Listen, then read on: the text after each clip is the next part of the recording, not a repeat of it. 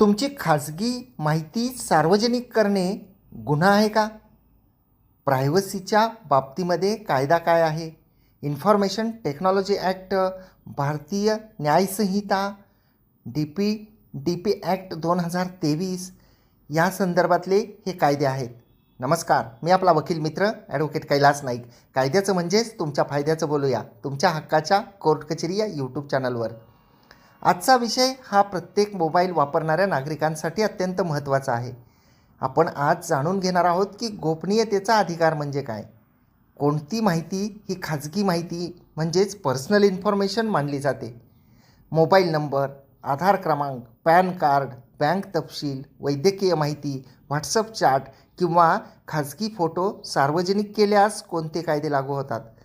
IT act BNS आणि digital personal data protection act 2023 या संदर्भातले नियम जे आहेत ते या अनुषंगानं आहेत आणि काही सर्वोच्च न्यायालयाचे महत्त्वाचे न्यायनिर्णयसुद्धा आहेत. तर आपण गोपनीयतेचा अधिकार म्हणजे काय की आपल्याला माहीत आहे की भारतीय संविधानाच्या अनुच्छेद 21 अंतर्गत प्रत्येक व्यक्तीला right to protect life and liberty हे आपल्याला घटनेने मूलभूत अधिकार दिलेला आहे. आणि त्या मूलभूत अधिकाराच्या अनुषंगाने KS Puttaswamy retired versus union of India एक 2017 सालची माननीय सर्वोच्च न्यायालयाच्या घटनापीठाची केससुद्धा आहे आणि त्यामध्ये सुद्धा राईट टू प्रायव्हसी हा फंडामेंटल राईट आहे असं म्हटलेलं आहे. तर याचा अर्थ असा आहे की प्रत्येक व्यक्तीला त्याच्या वैयक्तिक माहितीवर नियंत्रण ठेवण्याचा अधिकार असतो. आता आपण हे जाणून घेऊया की कोणती माहिती खाजगी मानली जाते. तर उदाहरण जर द्यायचं झालं तर मोबाईल नंबर, आधार क्रमांक, पॅन कार्ड, बँक खाते, पासवर्ड, OTP, वैद्यकीय माहिती, बायोमेट्रिक माहिती, खाजगी photo, video, WhatsApp chat, email, घराचा पत्ता ही माहिती परवानगीशिवाय सार्वजनिक केल्यास कायदेशीर परिणाम होऊ शकतात. आता IT ॲक्ट इन्फॉर्मेशन टेक्नॉलॉजी ॲक्टचे कलम 66E काय आहे? तर ते कलम जे आहे ते व्हायोलेशन ऑफ प्रायव्हसी संदर्भात आहे. म्हणजे एखाद्या व्यक्तीच्या खाजगी अवयवाचा फोटो किंवा प्रतिमा त्या व्यक्तीच्या संमतीशिवाय काढणे, प्रकाशित करणे आणि प्रसारित करणे हा गंभीर स्वरूपाचा गुन्हा आहे, ज्यासाठी 3 वर्षापर्यंतचा कारावास आहे, 2 लाख रुपयेपर्यंत दंडाची शिक्षा किंवा दोन्ही अशी त्यामध्ये शिक्षा देण्यात आलेली आहे. आणि सर्वात महत्त्वाचं म्हणजे हा जो 66E आहे इन्फॉर्मेशन टेक्नॉलॉजी ॲक्टचा, हा प्रत्येकाच्या वैयक्तिक माहितीला लागू होत नाही. ते विशेषतः प्रायव्हेट एरिया इमेजेसच्या संदर्भात आहे. आणि BNS जे आहे भारतीय न्यायसंहिता याची कलमं जे आहेत ते त्याला लागू पडतात. म्हणून जर का वैयक्तिक माहिती एखाद्याची प्रसिद्ध केली आणि त्याची बदनामी केली, त्याला धमकी दिली, खंडणी मागितली, फसवणूक केली किंवा मानसिक छळ केला तर ज्या प्रकारचा गुन्हा केलेला असेल त्या प्रकारच्या गुन्ह्याला भारतीय न्यायसंहितेमधील जी काही कलमं आहेत ती त्या गुन्ह्याच्या अनुषंगानं जे आहेत ती लागू होतात. म्हणून प्रत्येक प्रकरणातील जे तथ्य आहे ते महत्त्वाचं असतं. आता digital personal data protection act 2023 हा जो आहे हा वैयक्तिक माहितीच्या संरक्षणासाठी बनवलेला कायदा आहे. आणि याच्यामध्ये पर्सनल डाटा कसा वापरायचा, त्याच्यामध्ये संमती म्हणजे कन्सेंट कधी आवश्यक आहे, डाटा फिड्युशरीची जबाबदारी आणि डाटा प्रिन्सिपलचे अधिकार या संदर्भातले त्यामध्ये तरतुदी आहेत. आणि या अनुषंगानं काही सर्वोच्च न्यायालयाचे महत्त्वाचे निर्णयसुद्धा आहेत.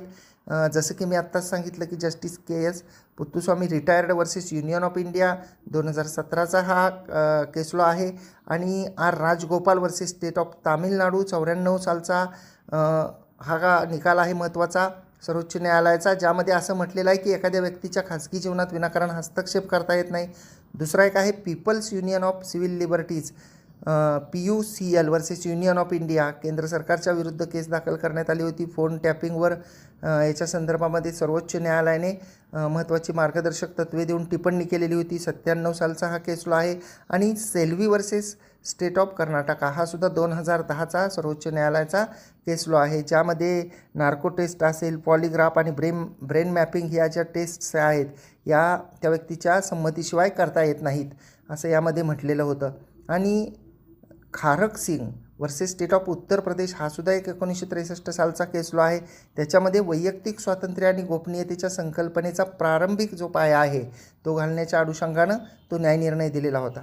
आता आपण हे पाहूया की अशा सर्व गोष्टी असताना, हे सर्व कायदे असताना किंवा आपण केलेल्या कळत नकळत एखाद्या कृत्यामुळे जर का तो गुन्हा झाला, तर आपण असं म्हणू शकत नाही की मला ही गोष्ट माहिती नव्हती.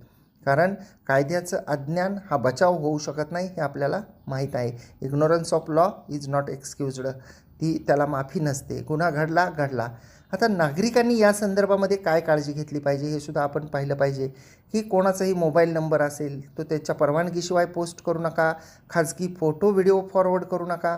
व्हॉट्सअप चॅट व्हायरल करण्यापूर्वी याचे काय कायदेशीर परिणाम होऊ शकतील हे सुद्धा समजून घ्या.